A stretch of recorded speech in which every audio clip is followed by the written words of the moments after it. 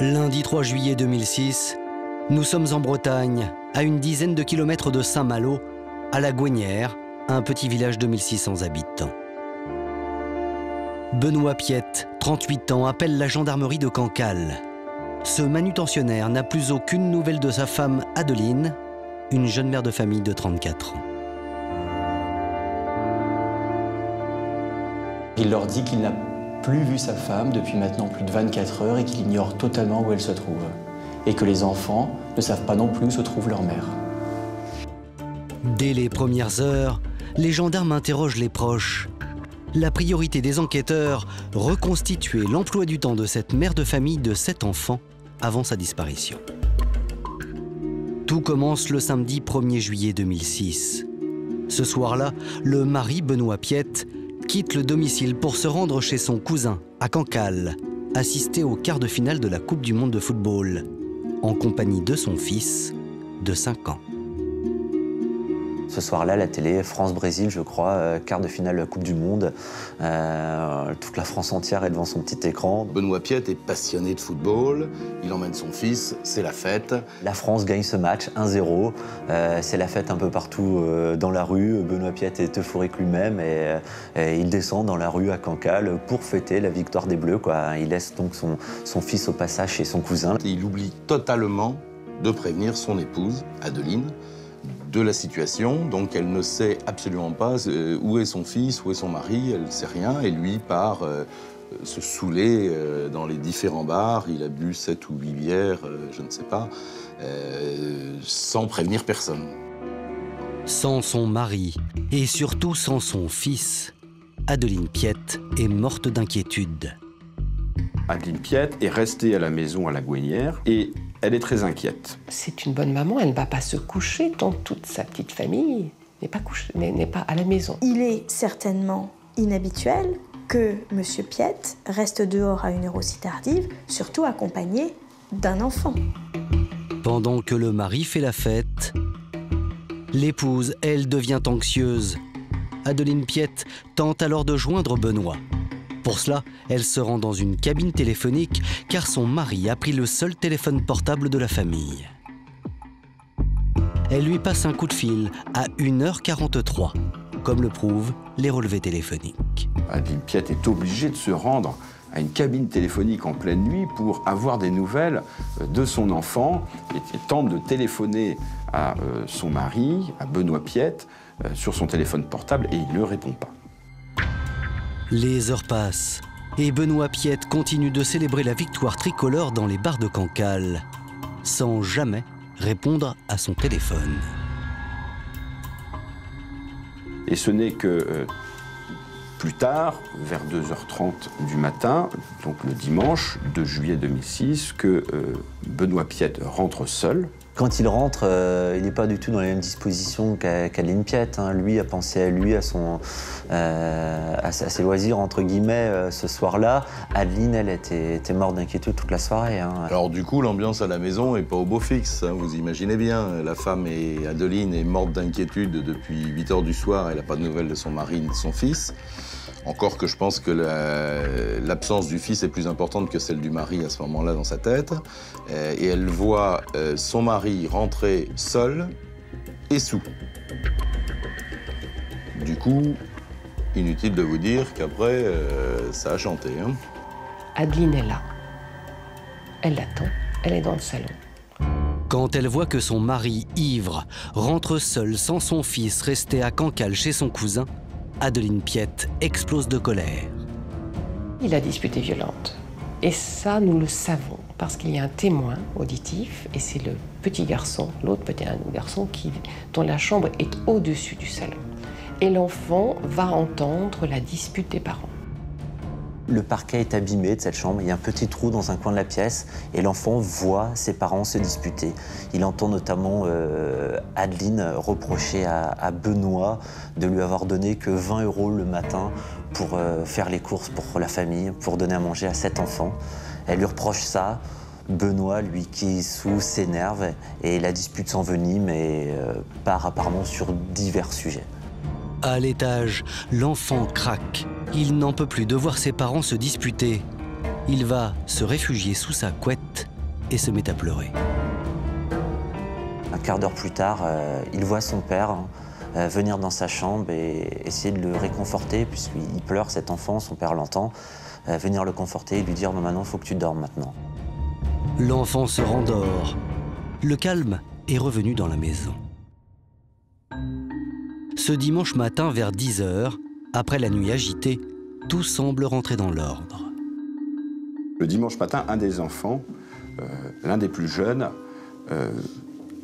va déclarer avoir vu sa maman partir après avoir pris son petit déjeuner. Donc, elle n'a pas encore disparu ce dimanche matin.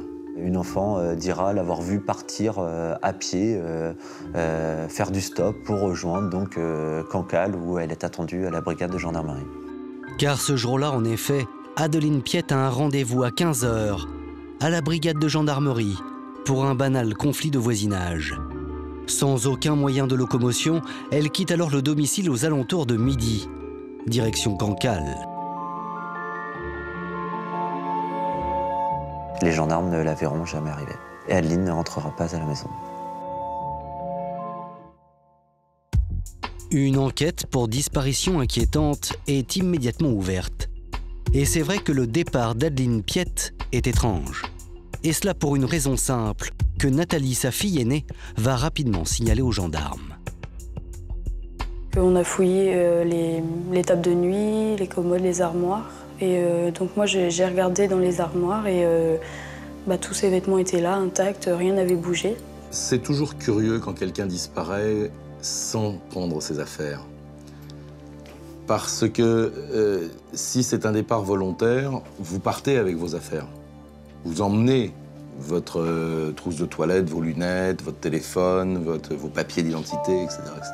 Elle est partie sans téléphone portable, sans donner aucune nouvelle, ce qui est forcément traité comme inquiétant. C'est comme si cette femme qui ne disposait d'aucun moyen de locomotion s'était littéralement volatilisée dans la nature.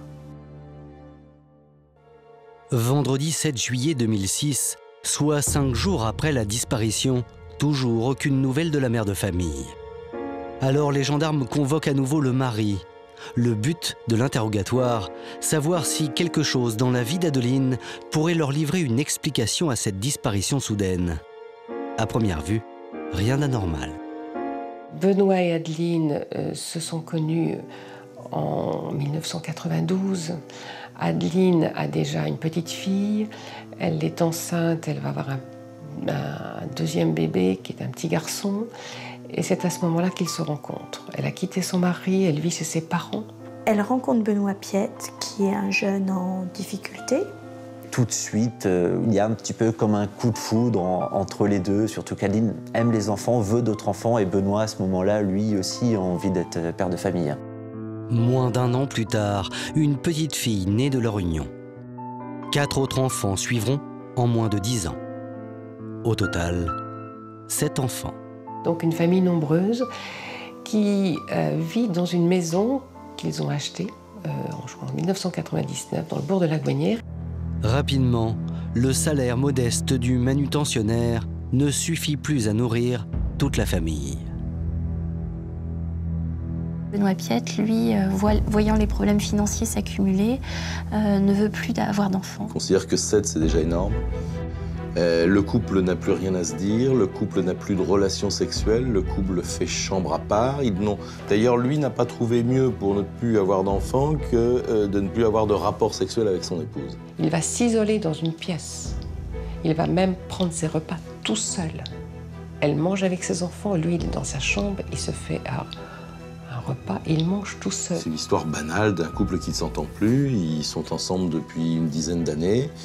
Ils ont probablement été au bout de leur histoire. En février 2006, Adeline décide donc de demander le divorce. Devant le juge, les époux trouvent un compromis. Benoît quittera le domicile pour aller provisoirement vivre chez son cousin à Cancale. C'est elle qui a le droit de rester dans la maison. C'est elle qui a la résidence des enfants. Les enfants lui sont confiés. Il a 3 mois pour quitter la maison depuis l'ordonnance du mois de mai. Et le délai de 3 mois expire le 13 juillet. Adeline Piette a donc disparu 2 semaines avant le départ programmé de son époux. Un divorce à l'horizon, des tensions familiales qui s'accumulent et une famille nombreuse à gérer, voilà qui peut expliquer le départ précipité de la jeune femme. C'est en tout cas ce que son mari va immédiatement dire aux gendarmes. La première explication donnée par Benoît Piette à propos de la disparition d'Adeline, c'est le ras-le-bol, le changement de vie. Elle en a ras-le-bol de s'occuper des mômes. Dans les derniers mois, elle était très énervée, beaucoup moins patiente avec les enfants. On peut imaginer facilement le boulot qui était celui d'Adeline au quotidien. 7 enfants qui sont entre 15 et 2 ans, c'est pas complètement rien. Hein. Adeline en a ras-le-bol, elle n'en peut plus. Elle a quitté la maison, elle a quitté Benoît, elle a abandonné ses enfants. Adeline Piette, mère de famille débordée, aurait-elle voulu prendre le large pour quelques jours? Pourtant, rien n'est moins sûr. Car Nathalie, la fille aînée de la disparue, va faire aux enquêteurs une révélation pour le moins étonnante. Sa mère serait repassée par la maison 2 jours après son départ. Et Nathalie en est certaine. Et cela pour une raison simple. Je m'occupe de mon petit frère, je le douche et là je vais pour l'habiller. Et je me rends compte en fait que, en ouvrant un mauvais tiroir, qu'en fait il n'y avait plus d'affaires. Donc j'ai regardé dans la grande armoire, il y avait presque plus d'affaires, il restait 2-3 choses. À partir de là, c'est plus du tout la même chose. Adeline est partie avec ses vêtements, elle est même partie avec 2 cadres photos. Le premier cadre représente son père, je crois, ou ses parents, et le deuxième, ses enfants. Donc, on voit les choses autrement à partir de cet instant. La disparition d'Adeline n'a donc rien d'improvisé. Il s'agit bel et bien d'un départ prémédité. Benoît Piette, le mari, en est convaincu. Donc lui va dire aux gendarmes, elle est sans doute passée la nuit pour prendre des affaires, justement pour organiser son départ. Ça veut dire qu'elle a pris en quelque sorte des souvenirs avant de partir. Reste une interrogation. Comment expliquer cette fugue de la part d'une mère de famille qui adorait ses enfants? Tous les proches d'Adeline sont étonnés, trouvent invraisemblable qu'elle ait pu partir volontairement laissant ses enfants. C'est impossible pour eux parce que c'est une mère est tellement aimante, tellement proche de ses enfants qu'il paraît invraisemblable qu'elle ait pu partir sans ses enfants et qu'elle ait pu laisser ses enfants derrière elle. Ma mère m'a toujours dit en fait que la plus belle chose qui lui soit arrivée, c'est d'avoir eu ses 7 enfants. Adeline Piette devait donc avoir une excellente raison de quitter le domicile conjugal. Reste à trouver laquelle. C'est le mari Benoît Piette qui va à nouveau voler au secours des enquêteurs. Il fournit aux gendarmes une hypothèse crédible. Sa femme avait un amant. Adeline, avec laquelle il n'a plus de relation intime, a un amant qui appartient au proche voisinage, qu'elle rencontre régulièrement. Et il est persuadé que si elle a souhaité entamer une procédure de divorce, c'est précisément pour rejoindre cet amant. Elle se serait confiée à sa fille en indiquant qu'elle avait des sentiments par un autre homme. C'était un voisin qui habitait pas très loin. Et bah oui, je sais pas, le petit coup de cœur en fait. Et elle m'en avait parlé. Depuis quelques mois même, elle se maquillait, prenait soin d'elle. Elle lui écrivait des lettres et Benoît Piette est tombé dessus, sur les lettres qu'elle avait cachées. Alors, Adeline Piette, entraînée par ce coup de foudre, a-t-elle pris la fuite avec son nouvel amour?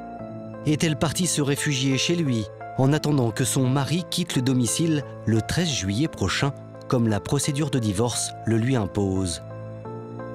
Les enquêteurs identifient rapidement l'homme en question. Évidemment, les gendarmes vont se précipiter au domicile de cet homme et l'interroger. Et l'homme va décrire sa relation avec Adeline. On a interrogé cette personne-là qui a dit « Je m'étais rendu compte qu'elle était tombée amoureuse de moi, mais il ne s'est rien passé entre nous, c'était de l'amitié. » Il y a eu beaucoup de mots, beaucoup de phrases, beaucoup de temps passé ensemble. Ils ont même échangé quelques baisers. Mais je pense pouvoir dire qu'il y a mal donne entre les deux. Ils ils n'attendaient pas la même chose, ils ne cherchaient pas la même chose. Et du coup, ça n'a pas fonctionné. Ils ne sont pas allés plus loin, ils n'ont pas eu de rapports intimes. Ils se sont arrêtés là. Et évidemment, Adeline ne se trouve pas chez son amant, donc fin de la piste de l'amant. Elle n'aura pas fait long feu, celle-là. Il n'y a pas d'amant et Adeline n'est pas chez son pseudo-amant.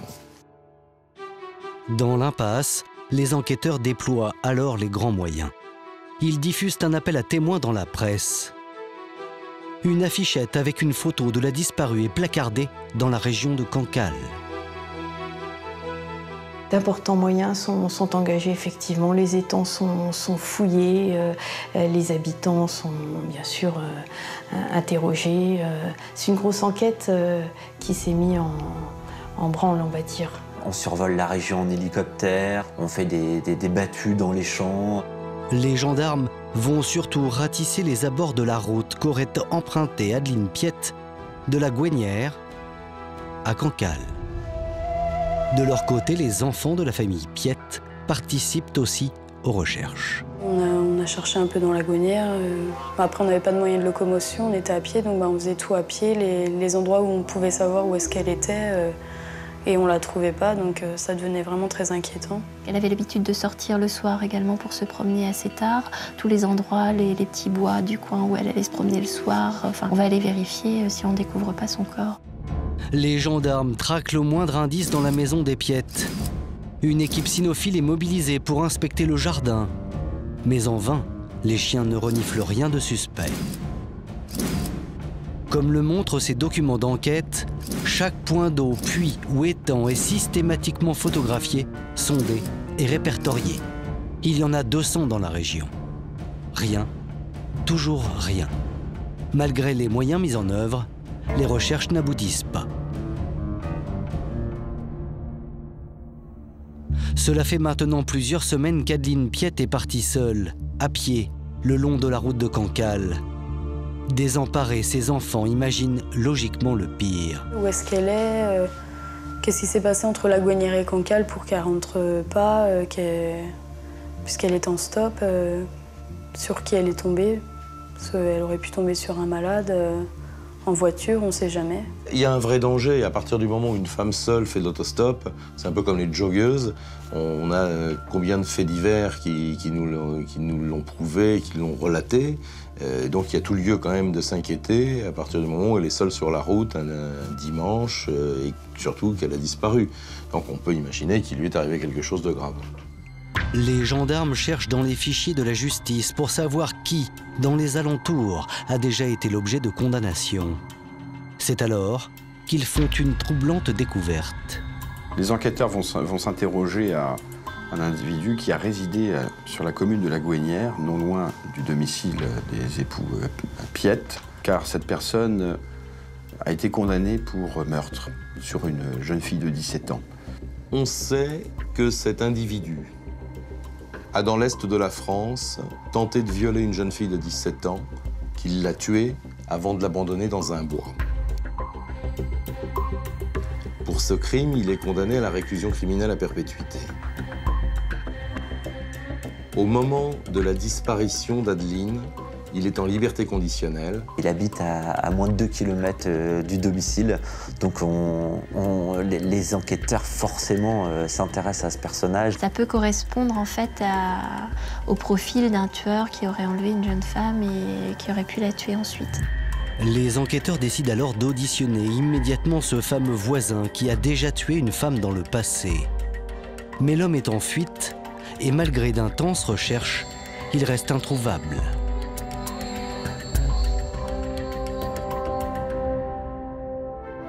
Mais il y a une autre piste que les gendarmes vont prendre très au sérieux.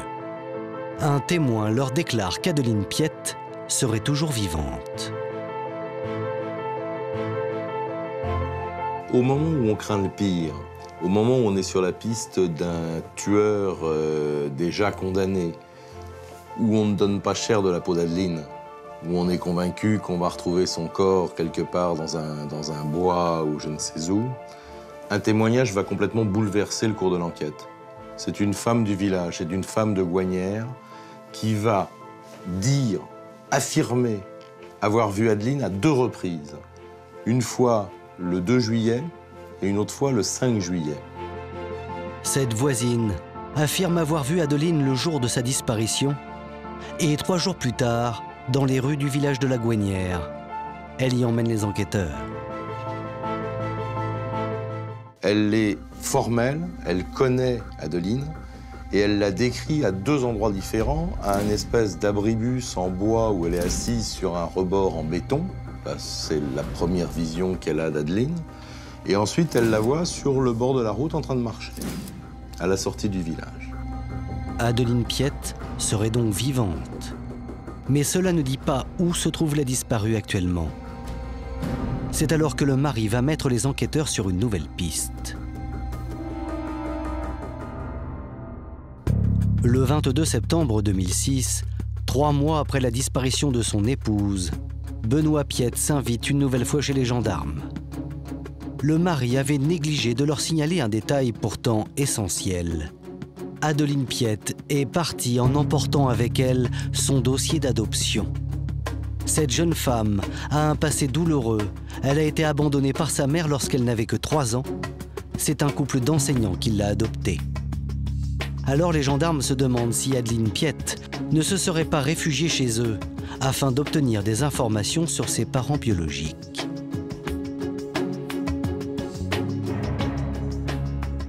C'est vrai qu'elle aurait bien aimé un jour rencontrer ses parents biologiques, et ce qui est normal de vouloir retrouver ses origines, d'où on vient, et de retrouver ses parents. Et le fait que ce dossier disparaisse en même temps qu'Adeline ne pouvait que laisser à penser que ce départ était volontaire. Elle est à la recherche de ses racines. Ça fait une piste supplémentaire que les gendarmes ne peuvent pas négliger. Les enquêteurs cherchent alors à en savoir plus sur le contenu de ce fameux dossier d'adoption qu'aurait emporté avec elle Adeline. Ils décident donc d'aller rendre visite aux parents adoptifs de la jeune femme, les Ils habitent à Saint-Malo, à quelques kilomètres seulement de la Gouenière, dans un grand château. C'est une famille bien connue dans la région, et pour cause. Elle est très étonnante, cette famille, effectivement. Ils vivent pas comme les autres. Ils sont dans un château, ils ont adopté une vingtaine de gosses handicapés. Chaque enfant porte un prénom commençant par la lettre A. A tout simplement comme amour et adoption. Pour faire vivre sa grande tribu, le père adoptif d'Adeline organise des conférences dans cette propriété. D'étranges rassemblements. Beaucoup de gens gravitent autour de cette communauté, on va appeler ça communauté à un moment donné. Il y a des gens un peu bizarres qui viennent, qui vivent sous des tentes, sous des tipis. Et petit à petit, on se rend compte qu'on parle de chamanisme, on parle de rites indiens. On évoque de l'ésotérisme, on parle de sectes. Lors de ces conférences organisées au château et ouvertes au public, Adeline aurait-elle rencontré un gourou assez influent pour lui faire quitter sa famille du jour au lendemain? Ils ont imaginé qu'Adeline avait peut-être pu être prise dans une secte. C'est une thèse qui a couru, c'est une rumeur surtout qui a beaucoup couru dans le bourg de la Gouenière, où certaines personnes savent bien qu'Adeline est la fille adoptive de cette fameuse famille. Et donc on entend dire qu'Adeline aurait pu être enrôlée dans une secte, quoi. Les enquêteurs vont donc vérifier et se rendre compte que la famille adoptive est certes excentrique, mais que cela n'a rien à voir avec une secte. Il y a eu de nombreuses enquêtes des services sociaux et qui ont abouti au résultat que les enfants n'étaient absolument pas embrigadés dans une forme de secte quelconque. C'est pas une secte où elle aurait pu partir être embrigadée, c'est ridicule. On ne lui a jamais inculqué des valeurs particulières, ésotériques. Mise hors de cause, la mère adoptive d'Adeline va tout de même livrer aux enquêteurs de précieuses indications. Les gendarmes apprennent par la mère adoptive d'Adeline qu'Adeline était bien à la recherche de ses parents biologiques. Elle savait, elle pensait, elle était persuadée qu'elle avait un frère. Elle savait que ses parents habitaient dans la région de Nice, elle avait l'adresse, et donc qu'elle était vraiment à la recherche de ses parents biologiques. On va aller jusqu'à Nice, retrouver les parents biologiques, donc le père et la mère d'Adeline. Et on s'apercevra qu'en fait, elle n'a jamais pris contact avec eux, qu'elle n'est jamais allée jusqu'à les voir. Dorénavant, la piste de la disparition volontaire vacille. Les enquêteurs sont dans une impasse. Ils ont suivi toutes les pistes possibles. Et toutes les pistes ne les conduisent nulle part. Ils n'arrivent à rien. Juin 2008. 2 ans après la disparition d'Adeline Piette, les gendarmes recentrent leur enquête sur le mari. Et cela pour une raison simple. Depuis le début des recherches, Benoît Piette se comporte de façon très curieuse. Depuis le début, ce type-là, il ne s'intéresse pas à son enquête. À aucun moment, il appelle les gendarmes pour savoir où en est l'affaire, si on a retrouvé sa femme. Forcément, ça les a un peu surpris. La plupart des maris se seraient quand même préoccupés de savoir où en étaient les gendarmes par rapport à la disparition de leur épouse. Un autre point attise les soupçons des enquêteurs. Benoît Piette a menti sur un tout petit détail. Il explique dans un premier temps que sa femme est partie avec les cadres photos le lundi. Ensuite, il dira que finalement, ce serait le mardi. Benoît Piette s'en mêle les pinceaux, quoi. S'en mêle les pinceaux dans ses déclarations, il commence à devenir incohérent. Et du coup, les gendarmes s'intéressent forcément de plus en plus à son cas. Le 10 juin 2008, Benoît Piette est donc placé en garde à vue. Les gendarmes, ils ont Benoît Piette coincé en garde à vue, qui depuis 2 ans les envoie sur des fausses pistes.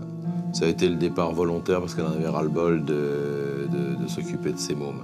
Ça a été la piste de l'amant, ça a été la piste de la secte de je recherche mes origines, ma famille, etc. Aucune de ces pistes n'a rien donné, elles viennent toutes de Benoît Piette. Donc les gendarmes en ont un peu marre et là ils rentrent dans le dur. C'est garde à vue et il va falloir s'expliquer.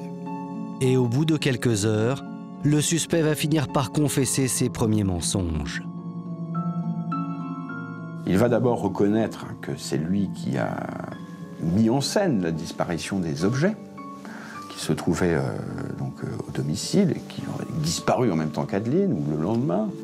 Les enquêteurs se demandent si Benoît Piette, pour faire croire à une fugue de son épouse, n'aurait pas dissimulé ses vêtements, ses cadres photos et aussi son dossier d'adoption. Visiblement, le mari ne dit pas tout, jusqu'à la 26e heure de garde à vue.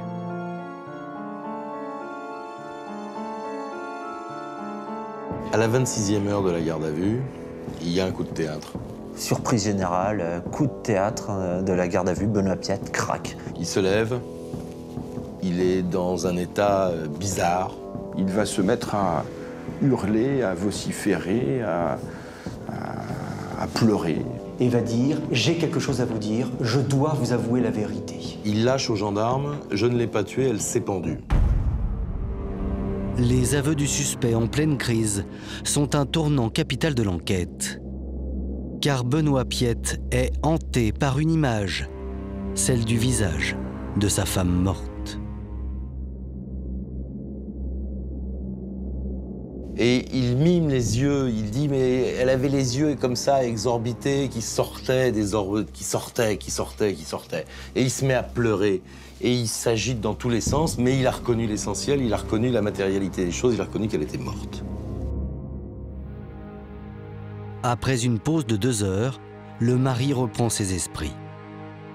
Froidement, Benoît Piette explique alors ce qui s'est passé le matin du dimanche 2 juillet. Benoît Piette dit que le dimanche matin, il se réveille, il va dans le garage et il découvre sa femme pendue. Il ne sait pas quoi faire, il voit le corps de son épouse. Et là, il la regarde quelques instants, il l'appelle par son prénom, Adeline, Adeline. Il se dirige vers la cuisine, il prend un couteau pour retourner dans le garage, juste couper cette corde et allonger le corps inerte d'Adeline. Et puis là, il se dit que faire maintenant? Personne ne va croire à cette histoire de suicide. Tout le monde va penser que j'ai assassiné Adeline. Et donc là, c'est là qu'il commet l'irréparable et prend le corps d'Adeline pour le transporter vers le jardin où il l'enterrera plus tard. Le corps d'Adeline est enterré sous 40 cm de terre, près d'un parterre, dans un coin du jardin où les enfants viennent parfois jouer. En dissimulant le corps, Benoît Piette pense se protéger lui-même, mais pense surtout protéger ses enfants de la mort tragique de leur mère. Il nous dit que son premier réflexe, c'est je ne sais pas comment je vais pouvoir expliquer ça aux enfants, donc il faut que je cache le corps, pour pas avoir à leur dire. La disparition d'Adeline Piette n'est plus un mystère, mais les enquêteurs ne sont pas au bout de leur surprise, car Benoît Piette n'a pas livré le pire. Face aux enquêteurs, le mari poursuit son récit. Le corps de son épouse enterré dans le jardin n'a pas calmé sa peur d'être accusé. Bien au contraire, il vit chaque jour dans la hantise d'être démasqué. Après de nombreuses visites des services de gendarmerie, Benoît se dit on va finir par retrouver ce corps enterré dans ce jardin. Il a peur, Benoît Piette dira j'ai peur que les gendarmes viennent chez moi, dans le jardin, avec un tractopelle et déterrent le corps d'Adeline. Il a peur, c'est sa grande hantise. Un jour de mai 2008, le mari prend une décision radicale qui devrait lui permettre de ne jamais être inquiété. D'abord, il déterre le corps de sa femme. C'est un corps qui est en terre depuis près de 2 ans et donc qui est décomposé. Il ne reste plus que des ossements avec, on pense, quelques bouts de chair autour des os. Et Benoît va donc prendre le cadavre, ce qui reste en tout cas les ossements. Il va déterrer petit bout par petit bout les restes de son épouse et les mettre dans son barbecue. Il va commencer par les jambes, puis le bassin, puis le haut du corps. Et il va donc amener les ossements sur le barbecue et pendant plusieurs jours va faire brûler effectivement l'intégralité des ossements de ce qu'il reste de sa femme. Benoît Piette agit en plein jour, entre 9h et 17h. Ses enfants sont à l'école et la maison est vide. Personne pour freiner ses gestes macabres. Benoît Piette a-t-il dit la vérité ou a-t-il menti une fois de plus? Pour les proches, cette version du suicide n'est pas du tout crédible. Adeline était au contraire presque soulagée à l'approche du divorce. Enfin, elle n'était pas du tout triste, elle pensait pas au suicide, c'était pas du tout dans ses idées du moment. Pourquoi se suicider alors qu'elle gardait la maison, elle reste avec ses enfants? D'ailleurs, elle le disait à tout le monde, ça y est, je vais être tranquille, je vais aller chercher mes meubles. Elle n'avait aucune raison de se suicider. Benoît Piette est alors mis en examen pour meurtre. Il est immédiatement incarcéré à la maison d'arrêt de Saint-Malo. 19 juin 2008, le juge d'instruction et les enquêteurs se retrouvent dans le jardin de la famille Piette en présence du suspect. Le mari est coopératif. Il va montrer aux gendarmes le barbecue, qui est le four crématoire, le four où il a brûlé les restes de son épouse. Seulement, l'examen du barbecue ne prouve rien, car il n'y a plus aucune trace du cadavre de son épouse. Tout a été carbonisé. Ensuite, il va emmener les gendarmes à la sépulture, c'est à l'endroit où il avait, pendant 2 ans, enterré le corps d'Adeline. Les gendarmes iront fouiller là et retrouveront simplement 3 fragments d'os, qui semblent être des phalanges de pieds ou de doigts. C'est là que la police scientifique, en gardant ces os, va procéder à des tests ADN, puisqu'on connaît les parents biologiques d'Adeline.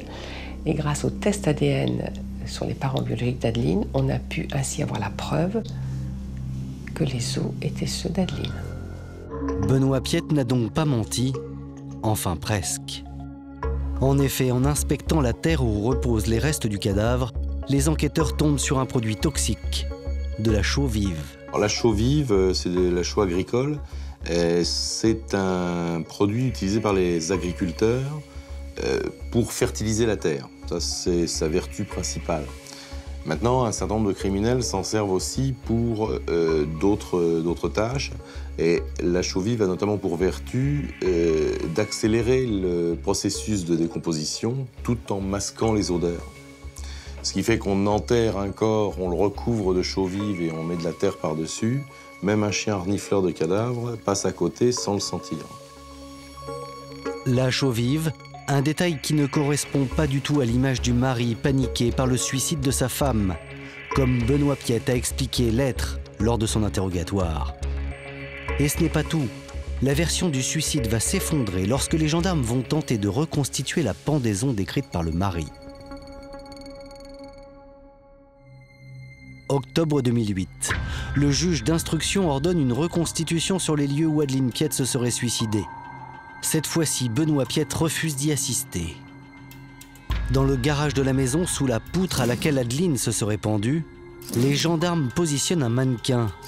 Ils se basent sur les indications que leur a données le mari. Et le résultat est flagrant.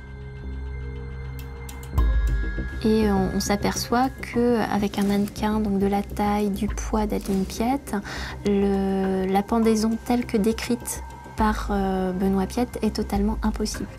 Et voici pourquoi. Si on place le mannequin sur le tabouret, au même endroit qu'Adeline Piette, il n'y a pas suffisamment de longueur de corde pour se pendre. La corde est donc trop courte. Les gendarmes la mesurent au centimètre près. Les pieds de la victime n'atteignent même pas le tabouret. Et ce n'est pas tout. Il existe un autre détail qui tente à démontrer que Benoît Piette aurait inventé le suicide de son épouse. On va pendre un poids identique à celui d'Adeline avec une corde identique à celle à laquelle elle se serait pendue. Et au bout de 5 minutes, ce poids crée un sillon sur la poutre. Or, avant de tenter cette expérience, la poutre n'avait aucun sillon. Ce qui est bien la preuve que personne ne s'est jamais pendu à cette fameuse poutre. Autre preuve qui accable Piette, son récit pendant sa garde à vue. Le médecin légiste qui est présent sur les lieux, lui, va apporter les stockades à cette série de mensonges parce qu'on revient sur l'histoire des yeux exorbités qu'il décrivait si bien pendant sa garde à vue quand il a pété les plombs. Et ce médecin légiste, il dit, mais quand on se pend, on n'a pas les yeux exorbités, c'est plutôt quand on étrangle. Ça met donc fin à la thèse de la pendaison, puisque les conclusions du rapport médico-légal contredisent en tout point la description qui est donnée par Benoît Piette. Alors, si Adeline Piette ne s'est pas suicidée, comment est-elle morte? Le mari aurait-il étranglé sa femme? C'est possible, d'autant que les enquêteurs font le rapprochement avec un autre événement qui s'est déroulé 7 ans auparavant. Adeline a été victime d'une tentative d'étranglement par son mari. Un témoin, le lendemain, c'est sa propre sœur qui vient lui rendre visite et qui découvre sur le cou d'Adeline la marque de doigts. Il a tenté de l'étrangler. Il a serré tellement fort qu'Adeline, ne pouvant plus respirer, ayant son enfant dans les bras, a même lâché l'enfant tellement elle était en asphyxie. L'enfant est tombé et a été légèrement blessé. Il a eu du sang dans l'oreille. Elle a les marques. Elle est très choquée. Et quand sa sœur lui rend visite le lendemain, elle essaie de l'inciter à porter plainte immédiatement. Et Adeline ne le fera pas. Pour les gendarmes, plus aucun doute. Dans la nuit du samedi au dimanche 2 juillet 2006, Benoît Piette a étranglé sa femme, puis a volontairement cherché à dissimuler les traces de son crime. Reste à savoir pourquoi il aurait éliminé son épouse. Les enquêteurs sont à la recherche d'un mobile. Avant de rencontrer Adeline, Benoît Piette vivait comme un marginal. Et avec le divorce, il risque une nouvelle fois de se retrouver à la rue. Il a un mobile, Benoît Piette. Dans 10 jours, il est à la porte. Il allait perdre son épouse, perdre ses enfants, quitter sa maison. Il aurait pu tuer volontairement son épouse pour rester dans la maison et toucher les allocations familiales, notamment. Il aurait pu s'en sortir seul avec les 7 enfants. Tous ces éléments font du mari le coupable idéal. 13 janvier 2009, pour les gendarmes, plus de doute, Benoît Piette aurait tué et carbonisé le corps de son épouse sur le barbecue. Jusqu'au jour où le mari incarcéré à la maison d'arrêt de Saint-Malo reçoit un étrange courrier qui va réduire à néant toute l'enquête. Une lettre interceptée par le juge d'instruction. C'est un courrier anonyme avec effectivement des lettres qui sont collées, enfin vraiment la caricature du courrier de menace anonyme comme on peut voir dans les séries à la télévision. C'est vraiment les lettres découpées dans un magazine. Et cette lettre indique clairement que les enfants de Benoît Piette sont menacés s'ils parlent. Une lettre qui place Benoît Piette en victime d'un odieux chantage. Et voici ce qui est écrit.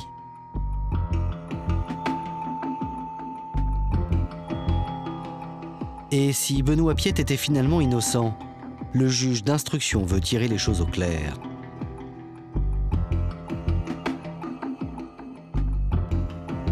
La juge d'instruction convoque Benoît Piette suite à ce courrier qui quelque part relance l'enquête. Donc Benoît Piette, dans son bureau, là, craque une seconde fois. Et vient dire, cette fois-ci, je vais vous dire la vérité. Adeline ne s'est pas pendue, mais elle a été tuée par 2 hommes. Benoît Piette le jure. Depuis 2 ans et demi, il cache un terrible secret. Sa femme a été assassinée par 2 inconnus.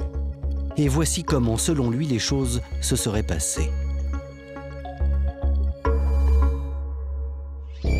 Dans la nuit du 1er au 2 juillet 2006, l'homme descend se faire un café. Le mari entend alors un bruit venant du garage.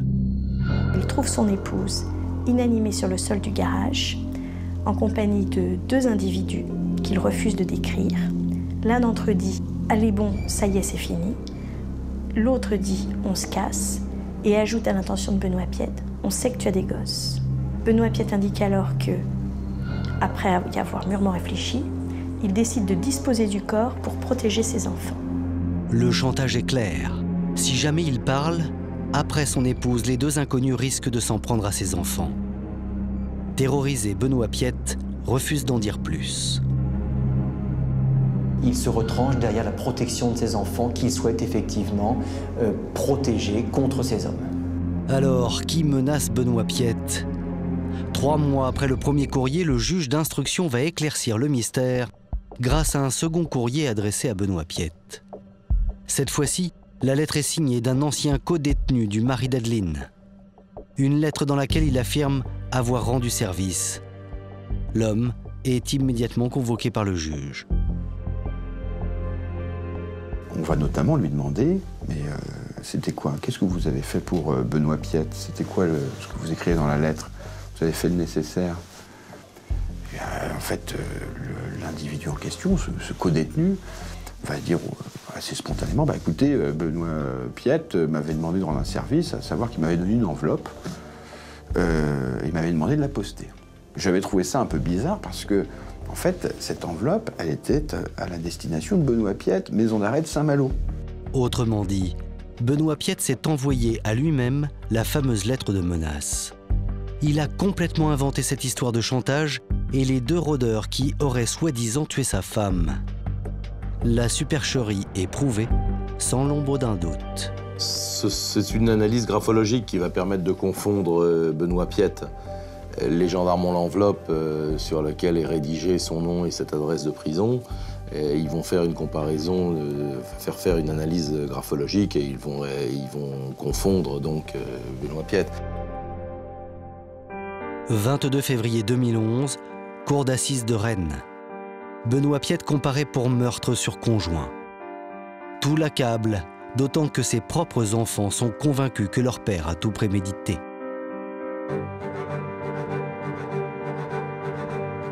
Tous les éléments de ce dossier montraient que Benoît Piette avait quand même bien préparé les choses. La chaux, la disparition des objets, tout ceci a été fait avec beaucoup de sang-froid. Et puis, en tout cas, tous les ingrédients étaient réunis pour que le drame se réalise. Le fait qu'ils doivent quitter la maison, le fait qu'ils n'avaient pas véritablement prévu son déménagement qui devait intervenir quelques jours plus tard, tout ça montre que Benoît Piette avait... que tout était propice pour qu'il mette fin au jour de son épouse. Au procès, l'audience est chargée d'émotions. Les enfants n'attendent plus qu'une chose, savoir enfin la vérité sur la mort de leur mère. Moi, j'ai trouvé ça bouleversant.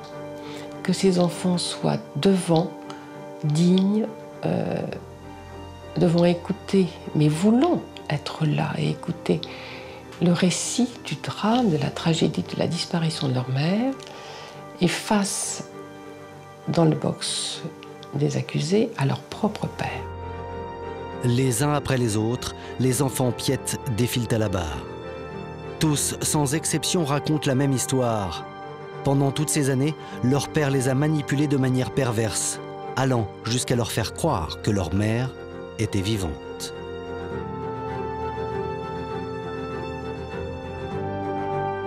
Tous les enfants ont été particulièrement éprouvés par tous les mensonges de Benoît Piette pendant ces 2 années. Ils ont vécu avec leur père seul pendant 2 ans. Leur père qui leur faisait croire que leur mère allait revenir. Il dit à chaque enfant, dit, ne vous inquiétez pas, c'est bientôt ton anniversaire, je sens que maman va revenir pour ton anniversaire. Pire encore, quand le plancher craque à l'étage, il dit aux enfants, écoutez, vous entendez pas le plancher qui craque? C'est maman sans doute qui va revenir. Il va jusqu'à pousser quand même le vice, à mettre sous l'arbre de Noël, en 2006-2007, un cadeau pour Adeline. En disant, si jamais elle revient, elle aura son cadeau. Alors qu'il le sait, il a fait disparaître le corps. Et il fait tout pour leur faire croire, il leur bourre le crâne, pour leur faisant croire que leur maman est vraiment disparue et qu'elle va revenir. Il ne peut pas plaider l'amour de ses enfants. Quand on aime quelqu'un, il n'y a rien de pire que de trahir. Et c'est bien ce qu'a fait Benoît Piette pendant des années, en faisant vivre les enfants à proximité du corps enterré de leur mère. Puis c'est le tour du cadet de la famille, âgé aujourd'hui de 10 ans. Souvenez-vous, c'est le petit garçon qui a assisté à la dispute de ses parents le soir du drame. C'est lui qui a dit de bonne foi que le dimanche matin, il avait vu sa mère alors qu'Adeline était morte à ce moment-là. Cet enfant est très courageux et très remonté contre son père à la barre. Quand il s'adresse à son père, il le regarde. Il le regarde dans les yeux et il a un regard noir. Il en veut beaucoup à son père. Cet enfant est convaincu de la culpabilité de son père et demande à son père d'arrêter de mentir, de dire la vérité en fait. Il lui demande à la barre une dernière fois, écoute papa, arrête. Enfin, il l'appelle, écoute Benoît, arrête, dis la vérité. Parce que cet enfant n'appelle plus son père papa, mais Benoît. Pressé de toutes parts, l'accusé n'a plus d'échappatoire quand la présidente de la cour d'assises l'interpelle. Elle lui demande, est-ce que vous avez quelque chose à dire? Et lui, il répond, je voudrais juste dire que je n'ai pas tué ma femme, mais que j'ai peut-être eu un geste qui a entraîné sa mort. Alors que s'est-il passé ce soir-là? Benoît Piette livre sa vérité, une ultime version. Et donc là, il explique en fait qu'en arrivant le fameux samedi soir, donc ils se sont bien disputés en fait, et donc quand il a entendu mon petit frère pleurer, ma mère était dans les escaliers, et donc lui, il était face à elle, et en fait, il a voulu monter, et ma mère apparemment lui aurait un peu barré le chemin, et en fait, il a fait un très grand geste brusque en la repoussant. Elle a chuté et elle est morte. Ce scénario de dernière minute, ce mauvais geste dans les escaliers va-t-il être pris en compte? Les jurés se retirent pour délibérer. Le vendredi 25 février 2011 à 19 h, le verdict est rendu. C'est un électrochoc, car les jurés ont cru à la dernière version de Benoît Piette, celle de l'accident.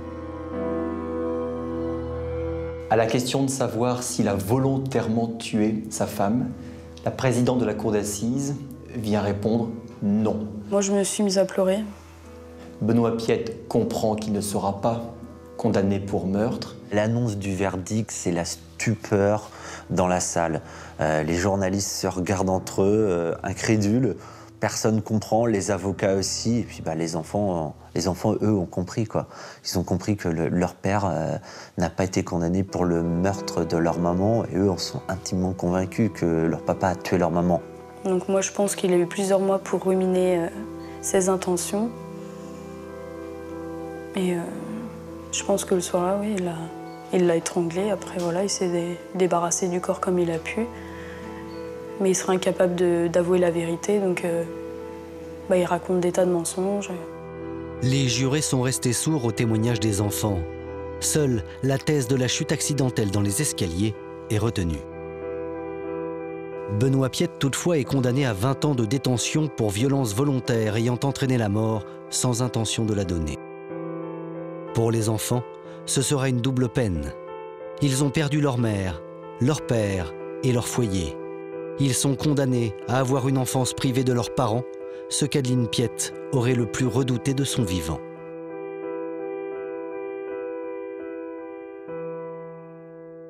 La pire chose qui aurait pu lui arriver, c'est que ses enfants soient placés. Ils sont tous placés en famille d'accueil. Et ça, c'est une chose que jamais elle aurait voulu voir, notre famille complètement éclatée, en fait. En raison des remises de peine, Benoît Piette peut espérer sortir de prison dans 7 ans.